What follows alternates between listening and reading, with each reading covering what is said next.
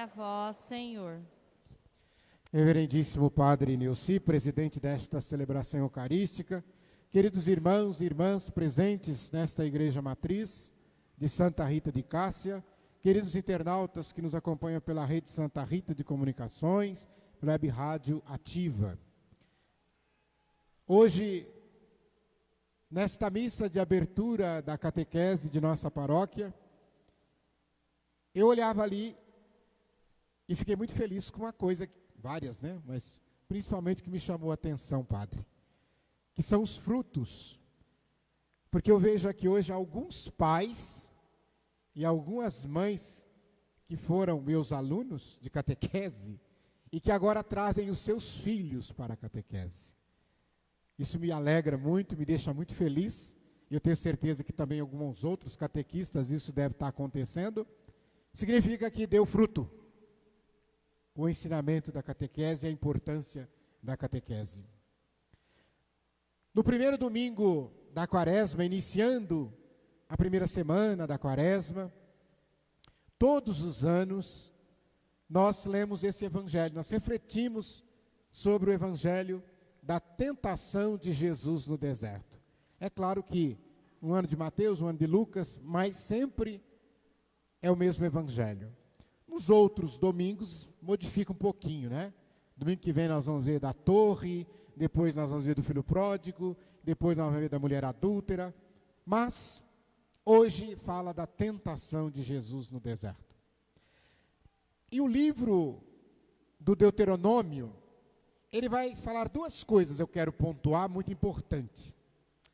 A primeira dela é com relação às primícias. O que são as primícias? São as primeiras coisas, é a primeira colheita, é o primeiro fruto. Então, a palavra de Deus nos diz que se eles trabalhassem com a lavoura, com a plantação, então os primeiros cereais, os primeiros frutos eram para o Senhor. Se trabalhassem com animais, com as criações, então o primeiro bezerro, o primeiro cordeiro, também era para o Senhor. Mas tinha um detalhe, não podia ter defeito. O cordeiro, o bezerro não podia ter defeito. Assim também como os vegetais, as plantações, os cereais, as frutas. Lembrem da passagem de Caim. Então, também escolhiam os melhores frutos, os mais bonitos, os maiores, para oferecer ao Senhor.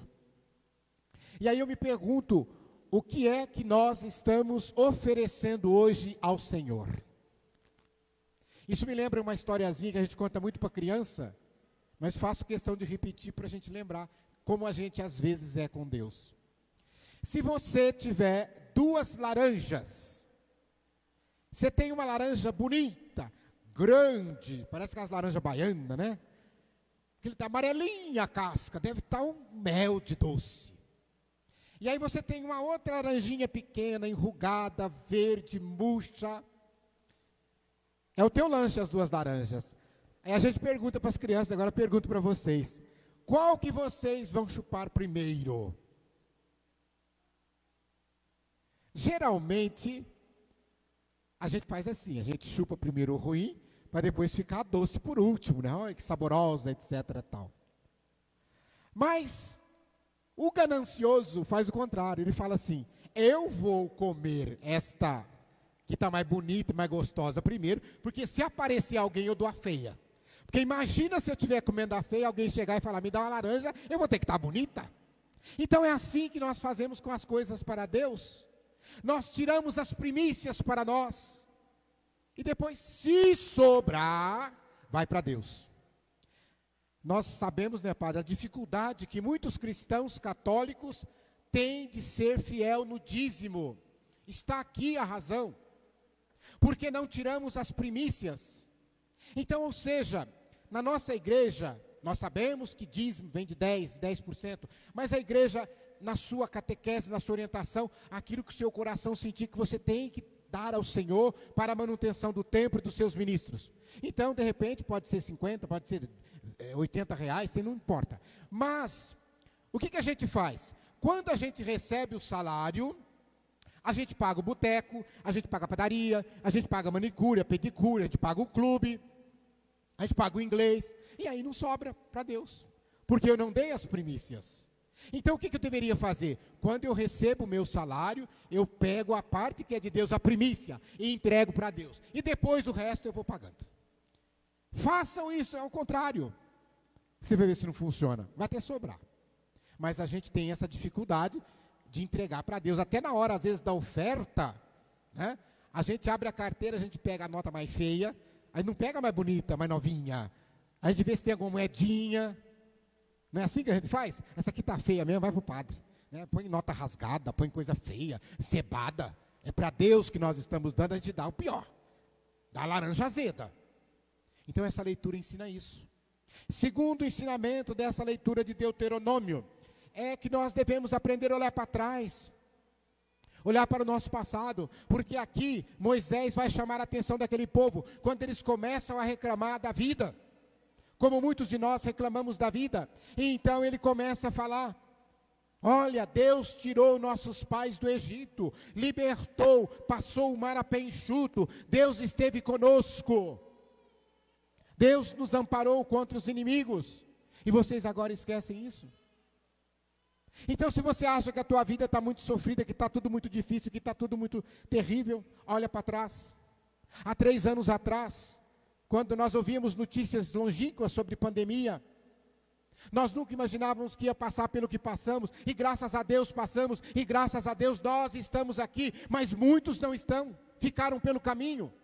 Então vamos olhar para trás e agradecer e louvar a Deus por isso. É isso que Moisés fala nessa leitura. Depois chegamos à carta de Paulo aos Romanos, e aqui eu quero destacar apenas um grande ensinamento. Todo aquele que nele crer não será confundido. Isso, meus irmãos, significa dizer que a nossa vida de cristão católico, o nosso dia a dia, não pode deixar dúvida para ninguém daquilo que nós somos e em que nós cremos.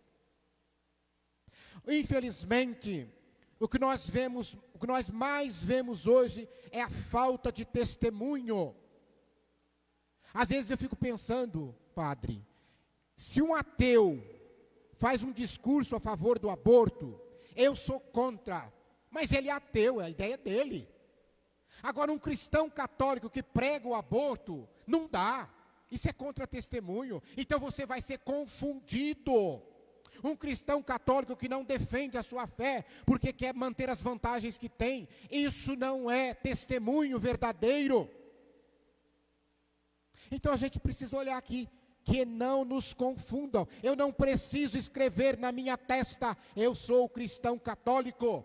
As pessoas olhando para o meu proceder vão saber o que eu sou. O testemunho da minha vida, junto com a minha família, no meu trabalho, na escola, onde quer que eu esteja. Eu não sou dirigido por ideologias humanas. Nós somos dirigidos pelo Evangelho de Jesus Cristo. E o Evangelho não é ideologia humana. O Evangelho é inspirado por Deus. O Evangelho é de Deus. Mas tem gente que acha que o Evangelho é ideologia. Não é. A igreja não é ideológica. A igreja de Jesus Cristo, ela não é terrena. A igreja é do céu, tanto é que a palavra diz que ele vai voltar para buscar a sua igreja. E a gente precisa entender isso, porque tem gente que acha que igreja é invenção humana, que eu posso sair inventando, eu vou criar uma igreja agora. Pode até criar, mas não é a de Jesus Cristo.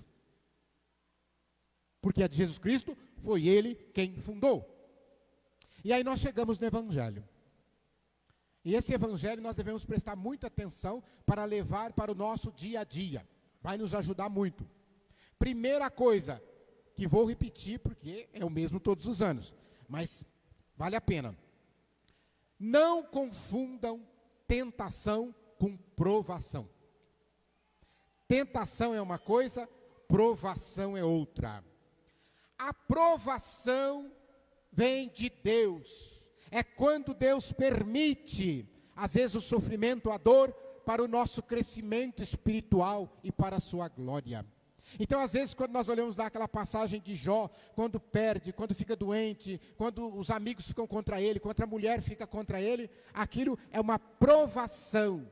o sofrimento. Não diz a palavra que o ouro é provado no fogo? Então, o bom cristão é provado no cadinho da dor, no cadinho do sofrimento. Então, isso é provação. A provação me leva a aproximar de Deus na fé. Agora, a tentação não. Tentação não vem de Deus. Tentação não vem de Deus. Por quê? Porque toda tentação é convite para fazer coisa errada. Tentação é convite para pecado. Então Deus não vai te convidar para fazer coisa errada. Deus não vai te convidar para pecar. Ah, mas será que Deus permitiu a tentação? Sim, para você mostrar que você está firme na fé. Você não vai se deixar ser tentado e entregar de bandeja para o inimigo. Aqui é o primeiro ensinamento. Guardem bem. Toda tentação é convite para fazer coisa errada. Então não vem de Deus. Depois, prestem atenção também uma coisa muito importante. Tem gente que pensa, eu fui na missa, eu comunguei, eu confessei, eu contribuo com o dízimo, eu sou catequista, eu sou ministro da Eucaristia, eu sou cantor, rezo o terço todo dia, eu sou servo do grupo de oração, e eu estou firme na fé, eu estou cheio do Espírito Santo, o demônio nem chega perto de mim. Não, senhora. Gente, a palavra de Deus diz... Jesus, depois de sair do Jordão, tinha acabado de ser batizado, o céu se abriu, o Espírito Santo desceu sobre Jesus, Jesus era Deus, era homem, mas era Deus, o Pai abriu o céu e diz, eis meu filho muito amado, ele sai dali repleto do Espírito Santo, e Satanás vai ter com ele. Se Satanás vai tentar Jesus, você acha que ele não vai tentar você? Vai tentar você também, e todos os dias. Ele teve a petulância de chegar em Jesus para tentar Jesus. E a palavra diz que Jesus estava fazendo a sua quaresma, que nós somos convidados a fazer agora. Jesus estava 40 dias no deserto, em oração, em jejum. Então Jesus estava muito fortalecido na fé. Mas tem um detalhe importante. Por que acontece a tentação? Meu irmão, minha irmã, se você construir uma casa, e se não tiver chuva, e se não tiver tempestade, você não vai descobrir se tem goteira, você não vai descobrir se o telhado aguenta o vento. Então é no sofrimento, na tempestade é que resiste. Então é na tentação que você vai dizer, e tem que dizer o porquê. Você foi convidado para fazer coisa errada, um pecado, diga, não vou porque a minha fé não permite, não vou porque não vou contra os ensinamentos de meu Deus. Mas tem gente que não faz isso. Porque tem, por exemplo, às vezes vai convidar para ir para o boteco beber, vai convidar para ir para a zona, aí fala assim, não, é que eu tenho compromisso hoje, eu não posso, não sei o quê. Tem gente que esconde que vem à missa, porque tem vergonha de que os outros descubram que eu fui à igreja. Imagina, vão me chamar de beato, de beata. Então assumam. Assuma para onde você está indo. Estou indo celebrar a missa. E depois, meus irmãos, prestem atenção. Aonde Satanás foi atacar Jesus? No ponto fraco. Porque a palavra de Deus diz que Jesus estava com fome. Então o que ele fez? Eu vou oferecer comida. Então quando o teu ponto fraco estiver sendo o teu relacionamento no casamento, você sabe onde Satanás vai te atacar, né? Já sabe. Preciso falar não, né? Se o teu relacionamento no matrimônio não está bom, Satanás sabe o que fazer. Pode ficar tranquila. Se o teu problema é dívida, ele sabe o que fazer. Se o teu problema é fome, ele sabe o que fazer. E ele vai então e chega para Jesus e diz, você não é Deus? Então transforma essas pedras em pão, você está com fome? E às vezes muita gente não fala para vocês, agora eu quero ver, você não é mulher da igreja? Você não é ministro da Eucaristia? Então agora eu quero ver. Desafiam a gente desse jeito, mas Jesus tirou de letra, e preste atenção que Satanás usou a palavra de Deus, ele usa a palavra de Deus para te enganar, para me enganar, e aqui Jesus usa a palavra de Deus para rebater, porque Jesus diz, não só de pão vive o homem, mas de toda palavra que sai da boca de Deus. Segunda tentação, e essa primeira tentação tem outra coisa, aquelas pessoas que dizem assim, deixa de ser bobo, você pode... Aproveita, a terra vai comer. Não é assim que eles falam para a gente? E a gente cai nessa. Segunda tentação, a tentação do poder e da glória. Essa é terrível, a pior de todas. Prestem atenção. É aquele que diz aquele ditado: tem que comer na palma da minha mão. Manda em todo mundo, faço e desfaço. Soberba. Veja que Satanás mostra com essa tentação, porque ele chega para Jesus e fala assim: olha, está vendo tudo isso aqui? Olha quantos reinos, quanta riqueza, quanta coisa. Vai ser tudo teu. Se você se ajoelhar diante de mim, eu te dou tudo isso. Eu fico pensando, quantos cristãos católicos, se recebesse uma proposta dessa, dissesse assim: olha, eu vou te dar casa na praia, eu vou te dar carro importado, eu vou te dar uma poupança poupuda, eu vou te dar saúde, até... Eu tenho certeza que muitos iam ajoelhar diante de Satanás, como tem se ajoelhado diante do mundo e negado Deus. E essa tentação segunda vem nos mostrar 3 coisas que eu sempre falo que mais faz a gente pecar: sexo, dinheiro e poder. Tomem cuidado com isso. Mas se eu tivesse que fazer uma hierarquia, eu diria que em terceiro lugar está o sexo. Sabem por quê? Porque sexo não compra dinheiro e sexo não compra poder. Não compra. Em segundo lugar está o dinheiro. Sabem por quê? Porque dinheiro compra sexo, mas dinheiro não compra poder.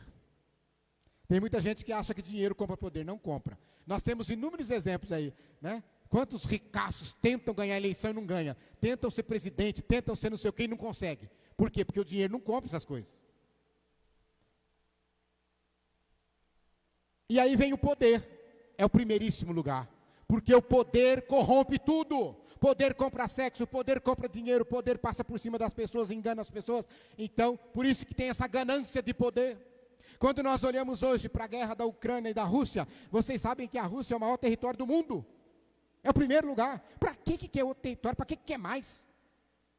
Eu costumo dizer, seria como se você pegasse uma grande rede de supermercados e ela fosse lá comprar o varejãozinho lá da esquina, proibir o cara de vender porque está atrapalhando o meu mercado. Então é o que acontece aqui com essa ganância, com essa busca pelo poder, a qualquer custo, a qualquer coisa. E onde nós vemos mais isso, pessoas vendem a alma para o diabo, para ter poder, para ter influência, para ter glória do mundo. E a gente tem que tomar cuidado com isso, não nos ajoelharmos diante disso, aceitando, às vezes negando a nossa fé publicamente lá fora, para não perder regalia, para não perder poder, porque se eu fizer isso, é perigoso eu perder aquilo. Lembrem dos mártires, lembrem dos apóstolos que perderam a vida, não foi vantagens não, perderam a vida, mas não negaram a fé. E a última tentação: se és filho de Deus, lança-te daqui abaixo. Então é como quando você exige prova de amor. É o toma lá da cá. E com Deus não tem isso não, gente. Mas tem gente que acha, aí eu fiz isso para Deus, agora Deus vai ter que fazer para mim. Desafia Deus. Põe Deus na parede, como se fosse possível, né? Isso é uma praga que se chama teologia da prosperidade, que ensina a gente a só buscar o Deus da glória, do bem bom, etc. tal, e a abandonar a cruz. Jesus não abandonou sua cruz, e saiba que se você não morrer abraçado na cruz, não tem salvação, porque ele morreu abraçado à cruz, ele não abandonou a cruz. E em diversos momentos Satanás tentou fazer Jesus abandonar a cruz, mas ele não abandonou. E Satanás está tentando você todos os dias a abandonar sua cruz, abandonar sua família, abandonar sua vida de fé, às vezes abandonar os amigos, abandonar os pais, e você está cedendo. Não ceda, não abandone, abrace a sua cruz e vá firme até o fim. Esta é a tua vitória. Então nesta tentação aqui nós devemos olhar, é a mesma coisa que a pessoa achar que Deus vai contra a natureza. E Satanás usa a palavra de Deus de novo. Olha, você pode pular porque os anjos de Deus vão te proteger, que você não vai machucar, em alguma pedra teu pé não vai tocar. Imaginem vocês Se você falar, eu sou da fé, Deus está comigo, estou cheio do Espírito Santo, então eu vou subir no 20º andar de um prédio e vou pular, porque os anjos de Deus vão me buscar. Sabe o que vai acontecer com você? Você vai esborrachar no chão e vai morrer. Porque você está tentando Deus. E Jesus diz aqui, não tentarás o Senhor teu Deus. Então chegará uma coisa e falar assim, se eu não sarar dessa doença, eu nunca mais volto na igreja. Mas que coisa é essa? Meus irmãos, para encerrar, lembrar deste evangelho, leva essa lição para casa. A palavra de Deus termina dizendo assim, que depois de ter tentado Jesus, Satanás retirou-se para voltar em tempo oportuno. Então fiquem sabendo que ele vai te tentar hoje, aí você resiste, fala, estava forte, saí da missa fortalecido, disse não. Ele volta amanhã. Ele espera o momento de fraqueza. São Paulo diz que ele ruge como um leão ao redor de nós, esperando o momento certo de dar a bocada. Então nós não devemos dar brechas, não devemos dar oportunidades. Levem este ensinamento para casa. E eu encerro pedindo a vocês que a primeira tentação que vocês sofrerem depois que sair da missa, vocês lembrem. E quando você resistir à tentação e não ceder, você conversa com Deus e diz, meu Deus, muito obrigado. Tu me destes forças de resistir. Espero que continue dando forças para continuar a resistir, porque Satanás vai continuar a atacar os filhos e filhas de Deus. Louvado seja nosso Senhor Jesus Cristo.